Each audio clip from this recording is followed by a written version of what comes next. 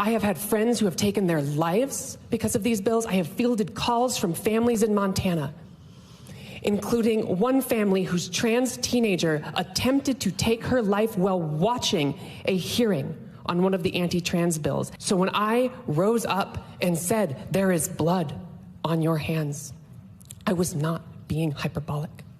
I was speaking to the real consequences of the votes that we as legislators take in this body.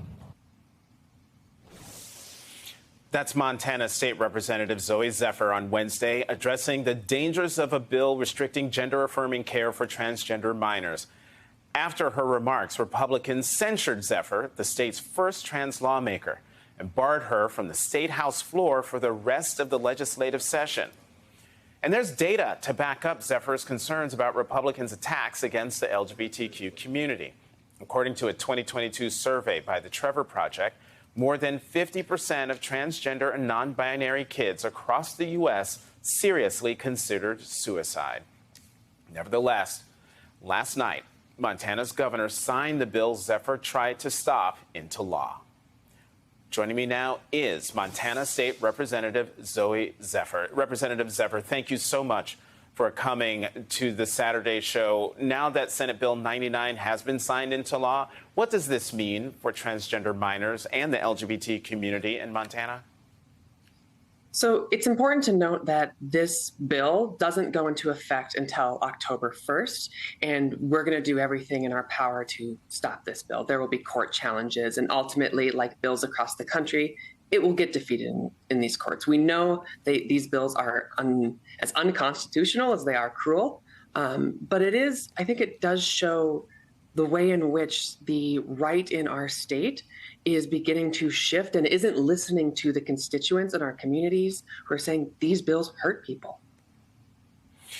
You were censured by your Republican colleagues after telling them, as we saw in that very gripping testimony you gave, that there will be blood on your hands if this bill is passed. And watching the reaction of folks in that chamber, some looking at you, and in the wider shot that might come up as I'm asking this question, there's some who aren't even looking at you. What have you heard? What has been the reaction from your fellow lawmakers on the other side of the aisle since your censure? So there are some folks on the other side of the aisle who, when that initial call for censure came out, thought, okay, this is just, politics, nothing's going to come of this. But very quickly, they fell in line with the far right, who was pushing to remove my voice and the voice of the constituents who elected me to represent them. So cordial conversations sometimes, but ultimately you see where the votes land. Mm-hmm. You had a reception last night, a great reception last night at a rally. What are you hearing from your constituents? Thank you is what I'm hearing. When I walk through my community every day, and when I knocked on doors campaigning on human rights and housing, I knew when I went into the legislature, when I spoke from my heart, that I was representing the people who elected me to that building. And so when I came home and saw them, it was like coming home. Everyone was so excited. Everyone was so grateful that someone was standing up, fighting for democracy, holding people accountable when they pass harmful and dangerous legislation. I have to tell you, it does. I mean, the LGBTQ community in general and the trans community in particular has been catching such hell over the last couple of years. And it does the heart good to see that what happened to you, the reaction, the cheers, the support from your constituents is really wonderful to see. What recourse do you have? What recourse do your constituents have to get you back in that chamber, back in your chair, back on the floor, so that their voices are heard by the other folks in that chamber?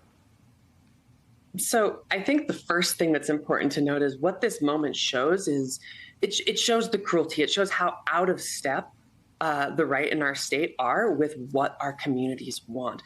But it also shows us what our state could be if we have leaders in those rooms who will stand up and do the moral and just thing.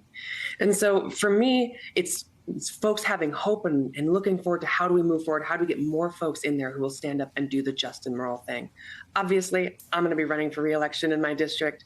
I want to go back into the people's house. And in the interim, before the legislature ends next week, I'm going to do everything in my power to make sure that my constituents' voices can be heard